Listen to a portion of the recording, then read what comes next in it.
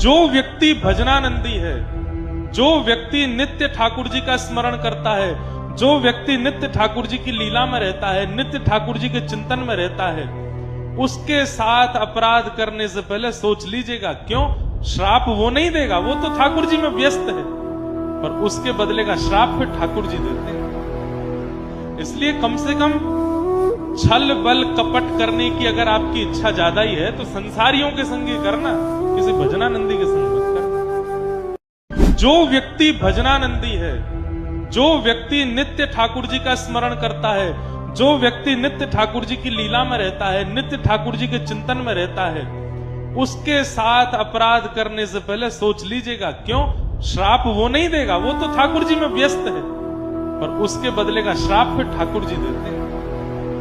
इसलिए कम से कम छल बल कपट करने की अगर आपकी इच्छा ज्यादा ही है तो संसारियों के संग ही करना, किसी भजनानंदी के संग मत करना। जो व्यक्ति भजनानंदी है, जो व्यक्ति नित्य ठाकुर जी का स्मरण करता है, जो व्यक्ति नित्य ठाकुर जी की लीला में रहता है, नित्य ठाकुर जी के चिंतन में रहता है, उसके साथ अपराध करने से पहले सोच लीजिएगा। क्यों?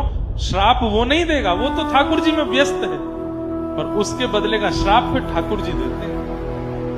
इसलिए कम से कम छल बल कपट करने की अगर आपकी इच्छा ज्यादा ही है तो संसारियों के संग ही करना, किसी भजनानंदी के संग मत करना। जो व्यक्ति भजनानंदी है, जो व्यक्ति नित्य ठाकुर जी का स्मरण करता है, जो व्यक्ति नित्य ठाकुर जी की लीला में रहता है, नित्य ठाकुर जी के चिंतन में रहता है, उसके साथ अपराध करने से पहले सोच लीजिएगा। क्यों?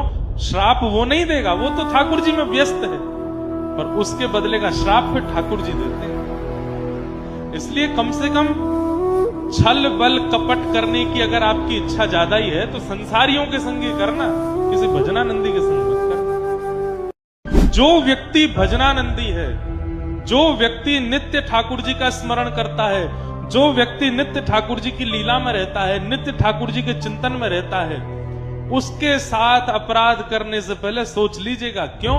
श्राप वो नहीं देगा, वो तो ठाकुर जी में व्यस्त है, पर उसके बदले का श्राप फिर ठाकुर जी देते हैं।